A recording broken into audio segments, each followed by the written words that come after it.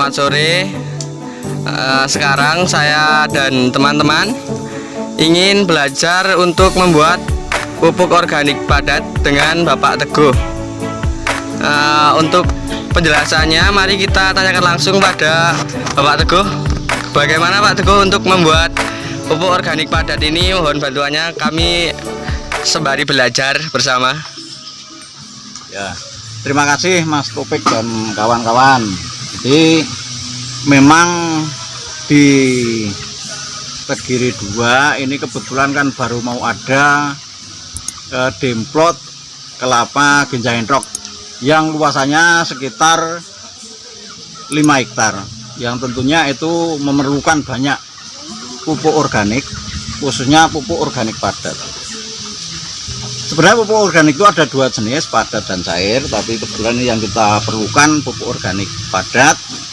Dan kali ini kita akan belajar membuat pupuk organik padat dari kotoran sapi dan kotoran kambing ataupun kohe. Nah, untuk itu mari kita sama-sama belajar agar ya nanti pupuk ini bisa digunakan sesuai harapan yang diminta oleh demplot kelapa Genjahenrok. Kenapa ini pupuk harus kita fermentasi lebih dulu? Karena memang sebelum difermentasi tentunya dari awal sapi ataupun kambing itu makan banyak rumput-rumput yang mengandung jamur ataupun bakteri yang lain yang nanti bisa menularkan kepada tanaman yang ada. Setelah kita fermentasi, nanti kan jamur ataupun plankton-plankton yang sekiranya itu merusak tanaman nanti bisa mati dengan proses fermentasi itu. Nah, untuk lebih jelasnya memang kita harus sekarang bahan-bahan yang disatukan. Satu, memang ini sudah ada kotoran kambing dan sapi kurang lebih ini 1 ton, dan ini kita sudah mempersiapkan bahan yang kita siapkan. Ini ada tetes ya, tetes tebu. Tetes tebu ini berfungsi sebagai makanan bakteri yang bakteri di anu ini juga ada namanya E4. E4 ini adalah bakteri pengurai. Nah, di E4 ini bakteri pengurainya ini tidak mati, cuman diam. Ketika nanti kita kasih makan, ya, kita kasih makan dengan tetes tebu ini baru hidup bereaksi dan akan mempercepat proses fermentasi yang ada pada apa itu namanya kotoran sapi. Dan ini juga sebenarnya lebih bagus kita menggunakan bekatul ya sebagai tambahan. Bekatul itu berfungsi sebagai rumah ya, gawe rumahnya bakteri, kalau tetes ini sebagai makanannya, ini nanti sebagai rumah bakterinya. Terus untuk tetes, sebenarnya tetes ini juga bisa diganti dengan cairan gula Jawa ataupun gula merah atau gula pasir, itu sudah bisa diganti. Tapi ini kebetulan kita sudah mempersiapkan tetes tebu. Untuk itu mari sama-sama kita praktekkan, oke? Sama-sama kita praktekkan. Kita mencoba untuk yang 1 ton ini, oke? Sementara begitu ya Pak Topik, nanti lebih lanjut kita bisa memberi keterangan lebih lanjut. Siap. Ya. Lagi Mas Heru gitu dong. Itu enggak keterangan ini. Nah, ini gambar yang kemungkinan besar kita akan fermentasikan. Ya, seperti ini keadaannya. Masih mentah ini teman-teman. Dan kita akan melihat obatnya seperti ini. Bagaimana Pak Teguh? Bagaimana Pak Teguh cara untuk mengolah pencampurannya? Oh ya, untuk mengolahnya ini Mas Topik biar Mas Firki. Ya. Ini monggo Mas Topik dengan bisa ya sekarang ya, sudah bisa menggunakan ini E4 ya. EM4.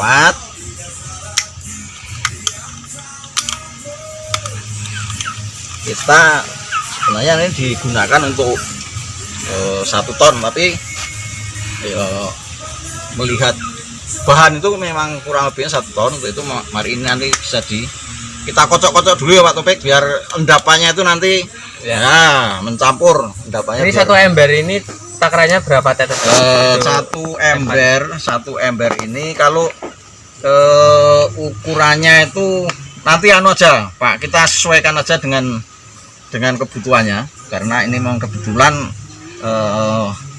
sarana yang ada kita sangat minim ya. Jadi ini mungkin nanti bisa kita gunakan untuk beberapa. Ini kan 1 ember itu ada 14 literan. 14 liter ya. 10 sampai 14 liter kita menggunakan, sebenarnya tidak perlu banyak-banyak, tapi 1 liter kita kasih satu tutup itu sudah bagus. Tapi semakin banyak kita menggunakan EM4 itu semakin bagus, artinya bakteri yang ada itu semakin banyak. Ketika bakteri itu semakin banyak, bakteri pengurainya nanti di kotorannya juga semakin banyak, semakin cepat untuk mengurai daripada fermentasi itu sendiri. Nah, terus juga perlu kita tambahkan ini namanya apa tadi? Tetes tebu. Tetes tebu, nggih, tetes tebu. Fungsinya tetes tebu untuk Memberi makan? ya, sebagai pemberi makan bakteri yang berasal dari EM4 tadi. Oh, ini nggak ada takarannya Pak? Harusnya ada Pak. Berarti sebenarnya yang baik itu 1,5 ini untuk 1 ton. Terus itu 1 kaleng ini juga untuk 1 ton. Tapi karena kita kebetulan alatnya itu kurang lengkap untuk ukuran, ya kita dikira-kira dulu aja. Nanti yang jelas aturannya seperti itu, ya.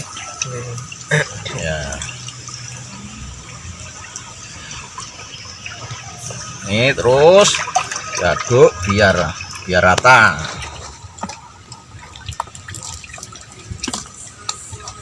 So karo pindah-pindah di nyetengnya. Nah, terus ini fungsi bekatul sendiri untuk apa ini Pak? Itu bisa dari sana Mas Firgi. Ya, sambil putar. Ya, oke. Bekatul tadi tak sampaikan, itu nanti bisa ditaburkan di atasnya pupuknya itu. Pupuk. Jadi nanti kita kasih dulu cairan yang sudah kita tabur antara tetes EM4 itu, baru kita tabur ini. Di situ nanti kita tutup kembali dengan kotoran atau pohe ataupun kotoran sapi yang ada. Setelah kita ini apa? Kalau bahasa kita ciprat-ciprati gitu ya. Ya. Nah, kita ciprat-ciprati dengan ini, nanti baru ditaburi itu, terus kita tutup dengan pupuk kandang lagi, di atasnya nanti kita semprot lagi dengan ini, terus kita taburi dengan itu. Monggo untuk Mas Tegar, seperti ini ya, tak kasih contoh ya, nanti bisa jenengan bisa melanjutkan. Nah, terus sana terus yang sini nanti agak diperbanyak karena sebelah sini ini pupuknya masih sangat mentah sekali. Ini masih sangat mentah sekali yang sini, bahkan ada yang sebagian masih basah. Monggo Mas Tegar, dilanjutkan. Ini sudah bisa ditabur ini belum Pak? Nanti itu Mas.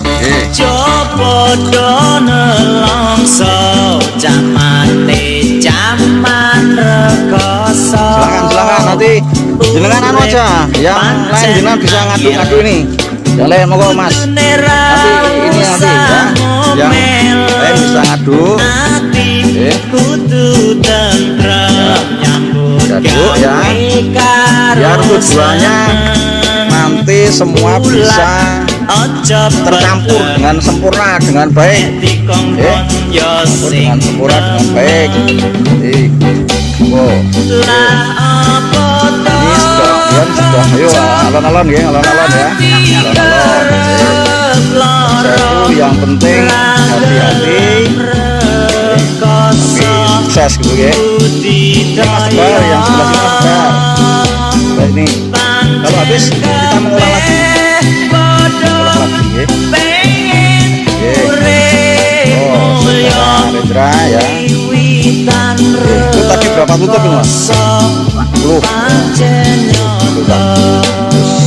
Ini dikasih kira-kira aja. Sebenarnya semakin banyak semakin bagus, tapi kan boros. Ya. Terus tambah lagi terus tambah lagi. Ya. Ya. Baru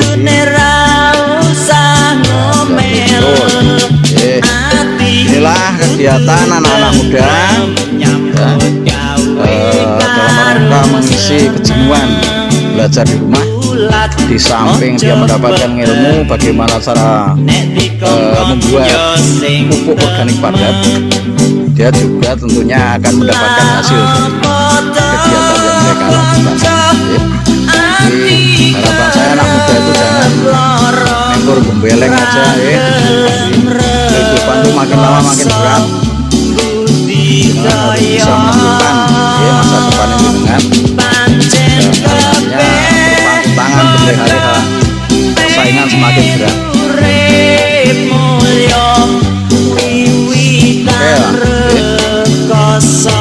Ini dia penaburan bekatul yang dilakukan oleh Pak Teguh untuk pembuatan pupuk organik padat. Seperti ini kira-kira teman-teman.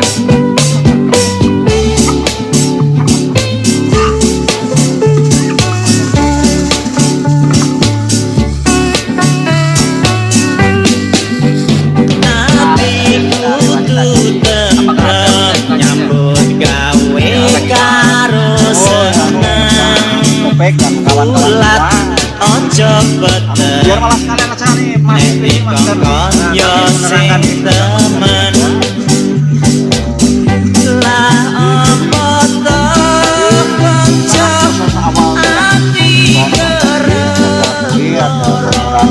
sapi yang sudah kita proses fermentasi tadi, terus sudah kita bungkus dengan terpal, kita tutup terpal tadi.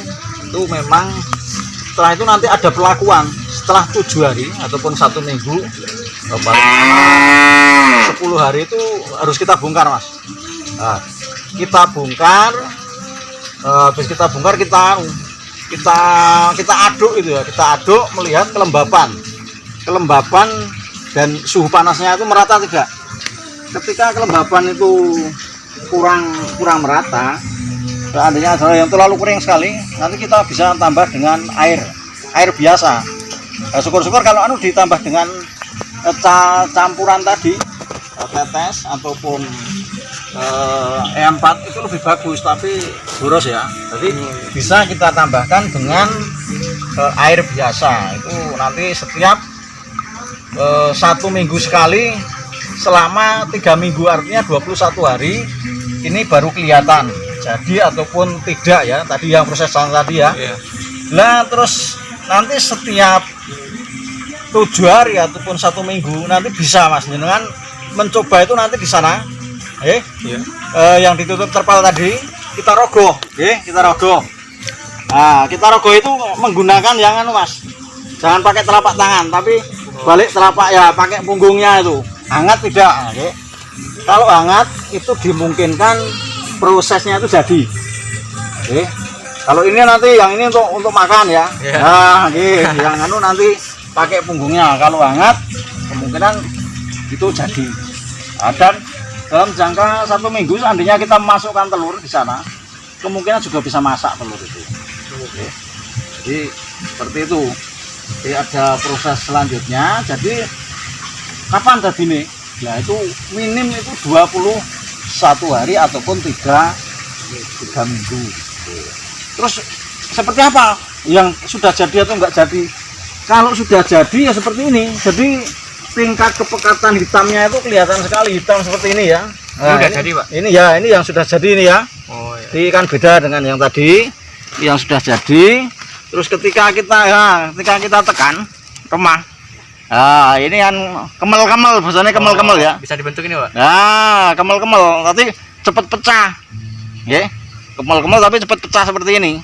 Ya, kemel cepat pecah. Lah ini sudah siap kita aplikasikan ke tanaman yang akan kita pupuk. Ya, sebagai bahan untuk yaitu tanaman dimplot kelapa. Ya, seperti itu ya Mas Topik dan kawan-kawan semua, mudah-mudahan ini nanti kegiatan ini berkelanjutan, prosesnya bisa sempurna, syukur-syukur ini sebagai hasil tambahan kita semua. Saya kira itu aja yang bisa kita sampaikan. Mohon kepada adik-adik semua nanti kegiatan tuh seperti ini dilakukan, kegiatan yang positif, jangan banyak hura-hura. Kamu punya masa depan ya, punya masa depan ya. Terus di Kulon Progo itu kan ada slogan ya, ada slogan iso nandur ngopo tuku, ya, iso ngingu ngopo tuku. Nah ini termasuk apa ini? Iso gawe ngopo tuku. Nah seperti itu, kita menggunakan produk yang ada di lingkungan sini, kebetulan yo dari kegiatan KUB yang diprakarsai oleh Pak Sutriana sangat istilahnya baru memerlukan ini kan peluang buat kita bersama. Terima kasih. Iso nandur Ngapa tuku? iso ngingu Ngapa tuku? iso gawe Ngapa tuku? terima kasih.